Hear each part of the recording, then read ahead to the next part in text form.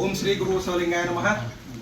ಅಖಿಲ ಭಾರತ ಲಿಂಗಾಯತ ಪಂಚಮಸಾಲಿ ಮಹಾಸಭಾ ಕೂಡಲ ಸಂಗಮದ ಪ್ರಥಮ ಜಗದ್ಗುರು ಬಸವಜಯ ಮೃತ್ಯುಂಜಯ ಮಹಾಸ್ವಾಮೀಜಿ ಅವರನ್ನ ತುಂಬ ಹೃದಯದ ನಾಯಕಿ ಮಹಿಳಾ ಮತ್ತು ಮಕ್ಕಳ ಕಲ್ಯಾಣ ಇಲಾಖೆಯ ಸಚಿವರಾದಂಥ ಲಕ್ಷ್ಮೀಕ ಹೆಬ್ಬಾಳ್ಕರ್ನು ಕೂಡ ನಮ್ಮ ಬೆಳಗಾವಿ ಜಿಲ್ಲಾ ಘಟಕದ ಪರವಾಗಿ ತುಂಬ ಹೃದಯದ ಸ್ವಾಗತವನ್ನು ಬಯಸ್ತೇನೆ. ರಾಷ್ಟ್ರಮಾತೆ ಕಿತ್ತೂರು ರಾಣಿ ಚೆನ್ನಮ್ಮ ಮಾತಾ ಕಿ ಜೈ. ಬೋಲೋ ರಾಜಮಾತೆ ಬೆಳವಡಿ ಮಲ್ಲಮ್ಮ ಮಾತಾ ಕಿ ಜೈ. ಬೋಲೋ ವೀರ ಮಾತೆ ಕೆಳದಿಯ ಚೆನ್ನಮ್ಮ ಮಾತಾ ಕಿ ಜೈ. ಕ್ರಾಂತಿವೀರ ಸಂಗೊಳ್ಳಿ ರಾಯಣ್ಣನವರಿಗೆ ಜೈ. ಸಮಾಜದ ಮಗಳಾಗಿ ಇವತ್ತು ನಮ್ಮ ಹೋರಾಟಕ್ಕೆ ನ್ಯಾಯವನ್ನು ಕೊಡುವ ಕೆಲಸವನ್ನ ಯಾವತ್ತೂ ಮೇಡಮ್ ಅವರು ಮಾಡ್ಕೊಂತ ಬಂದ್ದಾರೆ. ಆ ಹಿನ್ನೆಲೆ ಒಳಗೆ ಕಳೆದ ಸರ್ಕಾರ ಏನು BJP ನೇತೃತ್ವದ ಸರ್ಕಾರದಲ್ಲಿ ಕೊನೆಗಳಿಗೆ ನಮಗೆ 2D ಮೀಸಲಾತಿಯನ್ನು ಘೋಷಣೆ ಮಾಡಿದ್ದು 2A ಬೇಕು ಅಂತೇಳಿ. ಆದರೆ ಎಲ್ಲೇ ಒಂದು ಕಡೆ ಅದು ಅನುಷ್ಠಾನಕ್ಕೆ ಬರಲಿಲ್ಲ. ಈ ಸರ್ಕಾರ ಬಂದ ಮೇಲೆ ಮೇಡಮ್ ಅವ್ರ ನೇತೃತ್ವದಲ್ಲಿ ನಾವೆಲ್ಲರೂ ಸಹ ಇವತ್ತು ಏನು ಮಾನ್ಯ ಮುಖ್ಯಮಂತ್ರಿ ಮನವಿ ಮಾಡ್ಕೊಂಡಾಗ, ಅದಾದ ನಂತರ ಉಪಮುಖ್ಯಮಂತ್ರಿಗೂ ಮನವಿ ಮಾಡ್ಕೊಂಡಾಗ, ಇಲ್ಲ ಈಗ ನಮ್ಮ ಸರ್ಕಾರ ಬಂದಿದ್ದು 1 ತಿಂಗಳು ಅವಕಾಶ ಕೊಡ್ರಿ ಸ್ವಾಮೀಜಿ ಅಂತಂದು. 1 ತಿಂಗಳಾದರೂ ಸರ್ಕಾರದಲ್ಲಿ ಮೀಟಿಂಗ್ ಮಾಡಲಿಲ್ಲ. ಅದಕ್ಕೆ ನಾನು ಏನು ಮಾಡಿದ್ವಿ, ನಿಪ್ಪಾಣಿ ಭಾಗದಿಂದ ನಮ್ಮ ಹೋರಾಟ ಶುರು ಮಾಡಿದ್ದಿಲ್ಲ. ಆ ಭಾಗದ ಹೋರಾಟ ಮಹಾರಾಷ್ಟ್ರಕ್ಕೆ ಇನ್ಫ್ಲುಯೆನ್ಸ್ ಆಗಲಿಕ್ಕೆ ಹೋರಾಟ ಶುರು ಮಾಡಿದ್ವಿ. ಆ ಹೋರಾಟ ಶುರು ಮಾಡಿದಾಗ ನಮಗೆಲ್ಲ ಏನು ಕಲ್ಪನೆ ಇತ್ತು, ಇನ್ನೇನು ಗುರುಗಳ ಜೊತೆಯಲ್ಲಿ ಅನೇಕ ಜನ ಶಾಸಕರು ಭಾಗವಹಿಸಿ ಹೋರಾಟಕ್ಕೆ ಅವರೆಲ್ಲ ಗೆದ್ದಾರೆ, ಮಂತ್ರಿಯಾಗಿದೆ, ಇನ್ನೇನು ಅವ್ರು ಯಾರೂ ಬರಲ್ಲ ಬಿಡು ಅಂತ ಅನೇಕ ಜನರು ಮಾಧ್ಯಮದಲ್ಲಿ ಬರ್ತಾಯಿತ್ತು. ನನ್ನ ಬಗ್ಗೆನೂ ತಪ್ಪು ಕಲ್ಪನೆ, ಸ್ವಾಮೀಜಿ ಅವರು ಹಿಂದಿನ BJP ಸರ್ಕಾರದ ಹೋರಾಟ ಮಾಡ್ತಾರೆ, ಈ ಸರ್ಕಾರದಿಂದ ಇನ್ನೇನು ಹೋರಾಟ ಮಾಡಲ್ಲ ಇವರು, ಅವ್ರು ಭಾಳ ಬೇಕಾದವರೇ ಮುಖ್ಯಮಂತ್ರಿ ಆಗಿದ್ದಾರೆ, ಅವ್ರು ಬೇಕಾದವರೇ DCM ಆಗಿದ್ದಾರೆ, ಅವ್ರ ಜೊತೆ ಇದ್ದಾರೆ, ಮಂತ್ರಿಗಳಾಗಿದ್ದಾರೆ ಅಂತೇಳಿ ನನ್ನ ಬಗ್ಗೆ ಭಾಳ ಜನ ತಪ್ಪು ತಿಳ್ಕೊಂಡು. ಆದರೆ ನಾವೊಂದು ಸಂಕಲ್ಪ ಮಾಡಿದ್ವಿ, ಯಾವುದೇ ಸರ್ಕಾರ ಬರಲಿ, ಯಾವುದೇ ಮುಖ್ಯಮಂತ್ರಿ ಇರಲಿ, ನಾಳೆ ನಮ್ಮ ಲಕ್ಷ್ಮೀ ಅಮ್ಮವರೇ ಮುಖ್ಯಮಂತ್ರಿ ಆದರೂ ಹೋರಾಟ ಮಾತ್ರ ನ್ಯಾಯ ಸಿಗೋದು ಹೋರಾಟ ಅಂತ ಸಂಕಲ್ಪವನ್ನು ನಾವೆಲ್ಲರೂ ಸಹ ಮಾಡಿದ್ವಿ. ಹಾಗಾಗಿ ಹೋರಾಟ ನಿರಂತರ ಮಾಡಬೇಕು, ದೇಶಕ್ಕೆ ದೇವರ ಪೂಜೆಯಿಂದ ಹೋರಾಟ ಮಾಡಿದ್ವಿ. ಉಗ್ರ ಹೋರಾಟ ಮಾಡೋದು ಬೇಡ, ಸರ್ಕಾರ ಈಗ ರಚನೆ ಆಗಿದೆ. ಲಿಂಗ ಪೂಜೆಯಿಂದ ಹೋರಾಟವನ್ನು ನಿಪ್ಪಾಣಿಂದ ಶುರು ಮಾಡಿದಾಗ ಬಹಳ ಜನ ಶಾಸಕರನ್ನ ಫೋನ್ ಮಾಡಿದ್ವಿ. ಆ ಸಂದರ್ಭದಲ್ಲಿ ಬರಲಿಕ್ಕೆ ಎಲ್ಲರೂ ಹಿಂದೇಟ್ ಹಾಕಿದ್ರು ಹೊಸ ಶಾಸಕರಿಗೆ. ಆದರೆ ಆ ಹೋರಾಟ ಶುರುವಾದಾಗ ನಾನು ಮಂತ್ರಿ ಆದರೂ ಪರವಾಗಿಲ್ಲ, ಸಮಾಜ ಮೊದಲು ಅಂತೇಳಿ ಮುಖ್ಯಮಂತ್ರಿ ಹೇಳಿದ್ರು, ಏನಮ್ಮ ನೀನು ಹೋಗಲೇಬೇಕಂತ. ನೋಡ್ರಿ, ನೀವು ಹೋಗಂದರೆ ಸರ್ಕಾರದ ಪರವಾಗಿ ಹೋಗ್ತೀನಿ, ನೀವು ಬೇಡಮ್ಮ ಅಂತಂದರೆ ಸಮಾಜದ ಮಗಳಾಗಿ ಹೋಗ್ತೀನಿ ಅಂತ ನಿಪ್ಪಾಣಿ ಹೋರಾಟ ಮನೆಯವರು ಬಂದು ನಮ್ಮ ಹೋರಾಟಕ್ಕೆ ದೊಡ್ಡ ಬೆಂಬಲವನ್ನು, ಅಂದರೆ ಅಧಿಕಾರ ಬಂದ ಮೇಲೆ ಸಹ ಭಗವಂತ ಅಗ್ನಿ ಪರೀಕ್ಷೆ ಮಾಡ್ತಿರ್ತೇನೆ, ಅಂಥದ್ರಲ್ಲಿ ಸಹ ಸಮಾಜ ಪರವಾಗಿ ಗಟ್ಟೆ ಇಲ್ಲುವಂಥ ಕೆಲಸ ಮಾಡಿದ್ವಿ. ಆಮೇಲೆ ನಾವು 9 ತಿಂಗಳ ಕಾಲ ಇಡೀ 12 ಜಿಲ್ಲೆಗಳಿಗೆ ಹೋರಾಟ ಮಾಡಿದ್ವಿ.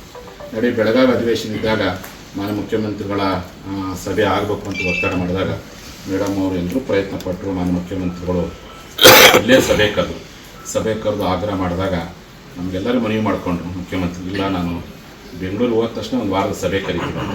ಅದಾದಮೇಲೆ ವಿನಯ್ ಅವರಾಗಿರ್ಬೋದು, ವಿಜಯಾನಂದರಾಗಿರ್ಬೋದು, ಲಕ್ಷ್ಮೀ ಅವರು ಅನೇಕ ಸಾರಿ ಮಾನ್ಯ ಮುಖ್ಯಮಂತ್ರಿ ಮನವರಿಕೆ ಮಾಡ್ಕೊಂಡ್ರಿ, ಸ್ವಾಮೀಜಿ ಮಾತು ಕೊಟ್ಟಿದ್ದೀರಿ, ಒಂದು ಸಭೆ ಕರೀರಿ, ಇಲ್ಲಿ ನಾನು ಸಮಸ್ಯೆ ಆಕತ್ತೆ, ನಮಗೆ ಭಾಳ ಸಮಸ್ಯೆ ಆಕತ್ತೆ, ನಾನು ಪ್ರಶ್ನೆ ಕೇಳ್ತೇನೆ.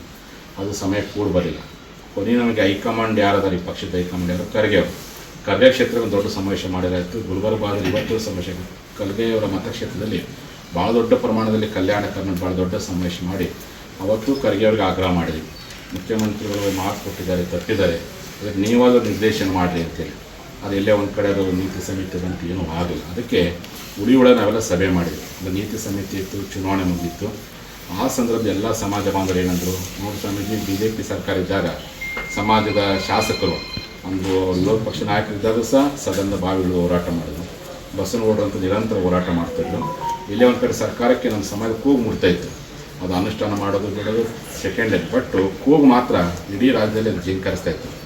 ಈ ಸರ್ಕಾರ ಅಧಿವೇಶನ ಶುರುವಾದಾಗಿಂದ ಇವತ್ತು ಯಾರೂ ಸಹ ಮಾತಾಡಿಲ್ಲ. ಅದಕ್ಕೆ ಶಾಸಕರ ಮನವೊಲಿಸೋ ಕೆಲಸ ಆಗಬೇಕು ಅಂತ ಈ ನಡುವೆ ಏನಾಯಿತು, ಬೆಂಗಳೂರಲ್ಲಿ ಮೀಟಿಂಗ್ ಮಾಡಿದ್ರು. ಸ್ವತಃ ಲಕ್ಷ್ಮೀ ಮೇಡಮ್ ಅವರು ನಮ್ಮ ಆಫೀಸ್ಗೆ ಬರೀ ಸ್ವಾಮೀಜಿ ಅಂದರು. ನನಗೆ ಭಾಳ ಆಶ್ಚರ್ಯ ಆಯಿತು. ಅವರು ಒಬ್ಬ ಕ್ಯಾಬಿನೆಟ್ ಮಿನಿಸ್ಟ್ರು, ಅವ್ರ ಆಫೀಸ್ನಲ್ಲಿ ಸಮಾಜ ಮೀಟಿಂಗ್ ಮಾಡೋಕ್ಕೆ ಹೆಂಗಪ್ಪ ಅಂತ ಭಾಳ ಧೈರ್ಯ ಮಾಡಿ, ಇಲ್ಲ ಬಂದ್ಬಿಡ್ರಿ ಅಂತೇಳಿ. ಫೆಬ್ರವರಿ 22ನೇ ತಾರೀಕು ನಮ್ಮೆಲ್ಲ ಸಮಾಜ ಶಾಸಕರನ್ನ ಮುನ್ನಾಳಿಗೆ ಹೇಳಿದೆ, ಯಾವುದೇ ಒಂದು ಹೋರಾಟದಲ್ಲಿ ಗೆದ್ದರೆ ಅವನು ನಾಯಕನಾಗ್ತಾನೆ, ಅಲ್ಲ ಅವನು ಇತಿಹಾಸ ನಿರ್ಮಾಣ ಆಗುತ್ತೆ. ಅಕಸ್ಮಾತ್ ಏನಾದರೂ ಅಪಜಯ ಆತಪ್ಪ ಅಂದರೆ ಸಮರ್ಥ ನಾಯಕನಾಗ್ತಾನಂತ. ಹಾಗಾಗಿ ಇವತ್ತು ಮುನ್ನಾಳು ಸಹ ಈ ಭಾಗದಲ್ಲಿ ಒಬ್ಬ ಯುವ ನಾಯಕನಾಗಿ ಧೈರ್ಯವಾಗಿ ಸಮಾಜ ಅಂದರೆ ಮನೆ ಮಕ್ಕಳಿದ್ದಂಗೆ, ಮನೆಗಿರ್ತಕ್ಕಂಥ ಯಾವತ್ತೂ ನಿಮ್ಮ ಜೊತೆ ಇರ್ತಾರೆ. ಹಾಗಾಗಿ ಚುನಾವಣಾ ರಾಜಕಾರಣನೇ ಬೇರೆ ಆಗುತ್ತೆ, ಹೋರಾಟನೇ ಬೇರೆ ಆಗುತ್ತೆ. ಹಾಗಾಗಿ ಯಾವತ್ತು ಜನರ ಹೃದಯದಲ್ಲಿ ನೀವು ಅದಿರಿ. ಹಾಗಾಗಿ ಯಾವುದೇ ಕಾರಣಕ್ಕೂ ಗುತ್ತಿಗೆ ನಡೆದ್ರೆ ಧೈರ್ಯವಾಗಿ, ಯಾಕೆಂದರೆ ನಿಮ್ಗೆ ಗೊತ್ತಿಲ್ಲ, ನಿಮ್ಮ ಅನೇಕ ವಿಚಾರ ಗೊತ್ತಿಲ್ಲ, ಎಷ್ಟೋ ಸಂದರ್ಭ ಕ್ಯಾಬಿನೆಟ್ಟಲ್ಲಿ ಸಮಾಜಕ್ಕೆ ಸಂಬಂಧಪಟ್ಟ ವಿಚಾರ ಬಂದಾಗ ನೇರವಾಗಿ ಅವರು ಮತ್ತು ಈಶ್ವರ್ ಖಂಡ್ರೆ ನೇರವಾಗಿ ಸಮಾಜಕ್ಕೆ ಅನ್ಯಾಯ ಆಗೈತೆ ರೀ, ನೀವು ನಿರ್ಧಾರ ತೆಗೆದುಕೊಂಡು ವಿಚಾರ ಮಾಡಿ ನಿರ್ಧಾರ ತೆಗೆದುಕೊಂಡು ನೇರವಾಗಿಯೇ ಕ್ಯಾಬಿನೆಟ್ ಮಾತಾಡಿರಿ ಮತ್ತು ನಮ್ಮ ಸಮಾಜ ಪರವಾಗಿ ಮುಖ್ಯಮಂತ್ರಿಗಳಿಗೆ ನೇರವಾಗಿಯೇ ಮಾತಾಡಿದ್ರು. ಅದು ನನಗೆ ಗೊತ್ತಿದೆ. ಆ ಕಾರಣಕ್ಕೆ ನಾನು ಎಲ್ಲ ಕಡೆ ಚುನಾವಣೆ ಸಂದರ್ಭದಲ್ಲಿ ಜನ ಪ್ರಶ್ನೆ ಮಾಡ್ತಿದ್ದಿಲ್ಲ, ಇಲ್ಲ ಸದಸ್ಯರು ಪ್ರಶ್ನೆ ಮಾಡಿ ಹೇಳಿದ್ವಿ, ನನ್ನಪ್ಪ ಉಳಿದವರು ಮಾತಾಡಿಬಿಟ್ಟು 4-5 ಮಂದಿ ಅಂತ ಗಟ್ಟಿ ಮಾತಾಡ್ಯಾರ. ಆ ಕಾರಣಕ್ಕೆ ನಮ್ಮ ಸಮಾಜ ಅವ್ರ ಜೊತೆಗಿದೆ ಮತ್ತು ಧೈರ್ಯವಾಗಿ ಮಾತನ್ನೇ ನಾವು ಹೇಳಿದ್ದೀವಿ. ಆ ಪ್ರಕಾರವಾಗಿ ವಿನಯ್ ಕುಲಕರ್ಣಿ ಮನೆ ಮುಷಿಗೆ ಅರವಿಂದ್ ಬೆಲ್ಲದವರು ಈಗಾಗಲೇ ಸ್ಪೀಕರ್ಗೆ ಪತ್ರ ಬರೆದಾರೆ. ಆಮೇಲೆ MR ಪಾಟೀಲ್ ಅವರು, ಆದಮೇಲೆ ರಾಜು ಕಾಗೆ ಅವರು ಸಹ ಮೊನ್ನೆ ಅವರು ನೇರವಾಗಿ ನಮ್ಮ ಮುನ್ನಡೆ ಬಂದಿದ್ದವತ್ತು ಅವರು ನೇರವಾಗಿಲ್ಲ ನಾನು ಮಾತಾಡ್ತೀನಿ ಸ್ವಾಮಿ, ನೀನು ವಿಜಯಾನಂದವ್ರಿಗೆ ಹೇಳಿದೆ ನಾನು ಸ್ಪೀಕರ್ ಪತ್ರ ಎಲ್ಲರ ತಕ್ಕ ಸೈನ್ ಮಾಡಿ ಪತ್ರ ಬರೀತೀನಿ ಅಂತಂದು. ವಿನಯ್ ಅವರು ನಾನು ಮಾತಾಡ್ತೀನಿ, ಗಣೇಶ್ ಹುಕ್ಕೇರಿ ಅವರು ಸಹ ಬಿಹೈಂಡ್ ದ ಸ್ಕ್ರೀನ್ ಸಪೋರ್ಟ್ ಮಾಡ್ತಾಯಿದ್ರು, ಬಟ್ ನೇರವಾಗಿ ಬರೋಕ್ಕೆ ಹಿಂದೇಟ್ ಆಗ್ತಿದ್ರು. ಮೊನ್ನೆ ಚಿಕ್ಕಪಡೆ ಮೀಟಿಂಗ್ ಮಾಡಿದ ತಕ್ಷಣ ಅಪ್ಪರೇ ಬಂದೇ ಬಿಡ್ರಿ ಮನೆಗೆ ಅಂತ. ಅವರು ಆಯಿತು ನಾನು ಹೋರಾಟಕ್ಕೆ ಭಾಗವಹಿಸ್ತೀನಿ ಅಂತಂದು. ನಿನ್ನೆ ನಮ್ಮ ಶಿವಮೊಗ್ಗದ ನಮ್ಮವ್ರು ML ಅದಾರೆ BJP ಚನ್ನಬಸಪ್ಪ ಅಂತೇಳಿ, ನೀನು ಅವ್ರ ಮನೆಗೆ ಹೋಗಿ ಅವ್ರಿಗೆ ಕೊಟ್ಟು ಮಾತಂತ ಅವ್ರು ಏನು ಮನೆ ತಪ್ಪಿದ್ದಾರೆ ಕೊಟ್ಟು ಮಾತು ನಡ್ಕೊಳ್ತಾರೆ ಅನ್ನೋಂಥ ಮಾತಾಡಿಸಿದ ಹೇಳ್ತಾ ನಿಮ್ಮೆಲ್ಲರ ಪರವಾಗಿ ಮಾನ್ಯ ಸಚಿವರಾಗಿರ್ತಕ್ಕಂಥ ಲಕ್ಷ್ಮೀ ಹೆಬ್ಬಾಳ್ಕರ್ ಅಮ್ಮವರಿಗೆ ನಿಮ್ಮೆಲ್ಲರ ಪರವಾಗಿ ಆಗ್ರಹ ಮಾಡ್ತಾ ಅವ್ರು ಯಾವತ್ತು ನಮ್ಮ ಜೊತೆಗಿದ್ದಾರೆ ಮತ್ತು ನಿರಂತರ ಇರ್ತಾರೆ ಅನ್ನೋಂಥ ಮಾತನ್ನು ಈ ಸಂದರ್ಭದಲ್ಲಿ ತಿಳಿಸ್ತಾರೆ. ಎಲ್ಲರೂ ಬಂದಿರ್ತಾವಲ್ಲ 9 ಗಂಟೆಗೆ ಅವರು ಗೋಕಾಕ್ ಹೋಗ್ಬೇಕಾಗಿತ್ತು ಫಸ್ಟ್ ಮಾತಾಡ್ತಾರೆ.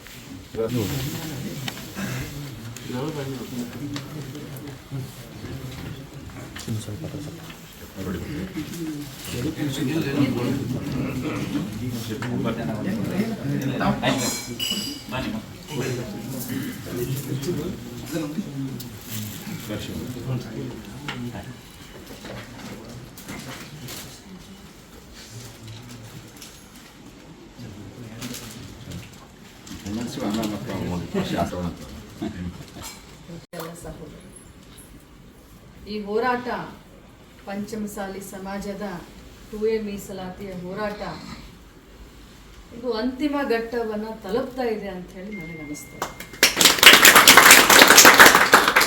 ಅಪ್ಪ ಅವರು ಬಂದ ಮೇಲೆ ಸಮಾಜದ ಇಡೀ ರಾಜ್ಯದಲ್ಲಿ ದೇಶದಲ್ಲಿ ಸಮಾಜದ ಬಾಂಧವರು ನಮ್ಮ ಸಮಾಜ ಏನು ಬೆಳೀತಾ ಹೋಗ್ತಾ ಇದೆ, ನಮಗೂ ಕೂಡ ಉದ್ಯೋಗದಲ್ಲಿ ಶಿಕ್ಷಣದಲ್ಲಿ ಸಮಾನತೆ ಬೇಕು, ಮೀಸಲಾತಿ ಬೇಕು ಅಂತ ಹೋರಾಟವನ್ನು ಏನು ಪ್ರಾರಂಭ ಮಾಡಿ 3.5 ವರ್ಷ ಆಯಿತು. ಒಂದು ಬಿಸಿಲು ಚಳಿ ಮಳೆ ಅಣದೆ ಏನು ಅವರು ಸಮಾಜಕ್ಕೋಸ್ಕರ ಹೋರಾಟ ಮಾಡ್ತಾ ಇದ್ರೆ ಬಂದು ಬಾಂಧವರು ನಾವು ಕೂಡ ಸಮಾಜದ ಹೋರಾಟದಲ್ಲಿ ಎಲ್ಲರೂ ಕೂಡ ಕೈ ಜೋಡಿಸಿದ್ವಿ.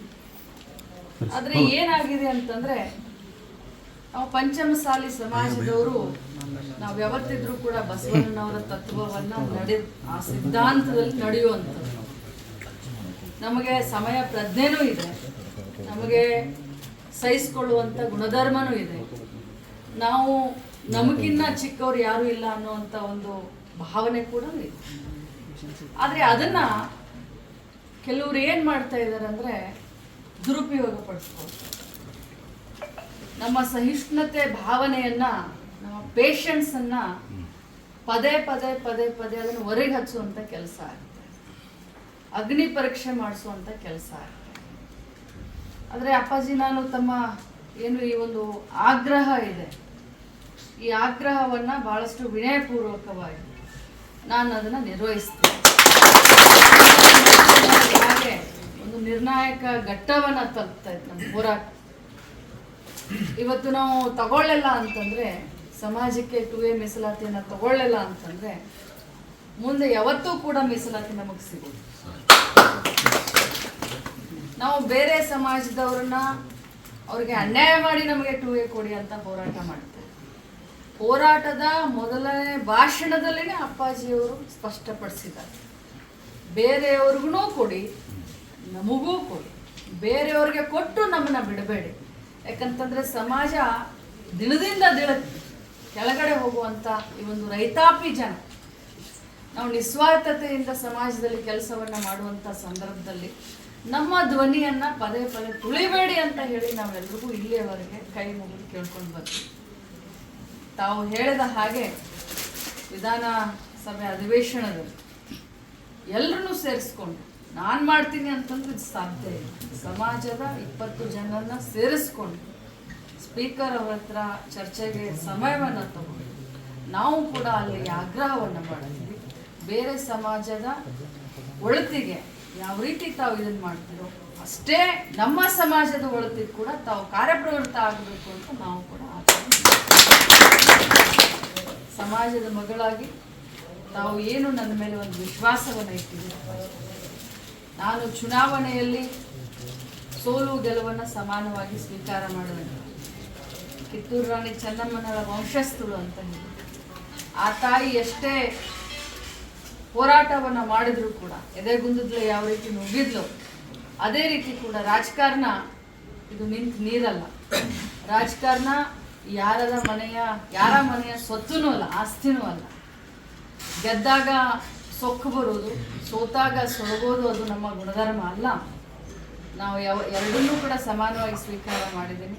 ಸಮಾಜದ ಎಲ್ಲ ಬಾಂಧವರು ಏನು ನನ್ನ ಬೆನ್ನಿಗೆ ನಿಂತಿದ್ದೀರಿ, ನಮಗೆ ಇದೇ ಸಂದರ್ಭದಲ್ಲಿ ನಾನು ಮನಪೂರ್ವಕವಾಗಿ ನನ್ನ ಪರವಾಗಿ ಕುಟುಂಬದ ಪರವಾಗಿ ನಾನು ಧನ್ಯವಾದವನ್ನು ಹೇಳ್ತಾ, ಮೃಣಾಲ್ ಸಣ್ಣವನಿದ್ದಾನೆ, ಸಮಾಜದ ಏಳಿಗೆಗೆ ಸಮಾಜದ ಹೋರಾಟದಲ್ಲಿ ಇಡೀ ಕುಟುಂಬ ಸಮೇತ ನಾವು ನಿಲ್ತೀವಿ. ಮುಂದಿನ ಅಧಿವೇಶನದಲ್ಲಿ 2A ಮೀಸಲಾತಿ ಏನು ನಮ್ಮ ಒಂದು ಬದ್ಧತೆ, ಯಾಕಂತಂದರೆ ತೋರಿಸೋದೊಂದು ಮಾಡೋದೊಂದು ಜಾಯಮಾನ ಅಂತೂ ನಂದಲ್ಲ. ಆ ಬದ್ಧತೆಯನ್ನು ನಾನು ಉಳಿಸ್ಕೊಳ್ತೀನಿ ಅಂತ ಭಾಷೆ. ನಮ್ಮ ಸಮಾಜದ ಶಿವನಿಯಾಗಿರ್ತಕ್ಕಂಥ ಅವರಿಗೆ ನಮ್ಮ ಪಂಚಸೇನಾ ಘಟಕ ವಿಜಯಪುರ ವತಿಯಿಂದ ಗೌರವ ಸನ್ಮಾನವನ್ನ ಇವತ್ತು ನಾವು ನಿರ್ವಹಿಸ್ತಾ ಇದ್ದೀವಿ. ಜೋರಾದ ಚಪ್ಪಾಳೆ ತಟ್ಟುವ ಮುಖಾಂತರ ಅವರಿಗೆ ಅಭಿನಂದನೆ ಸಲ್ಲಿಸಬೇಕು. ಜೊತೆಗೆ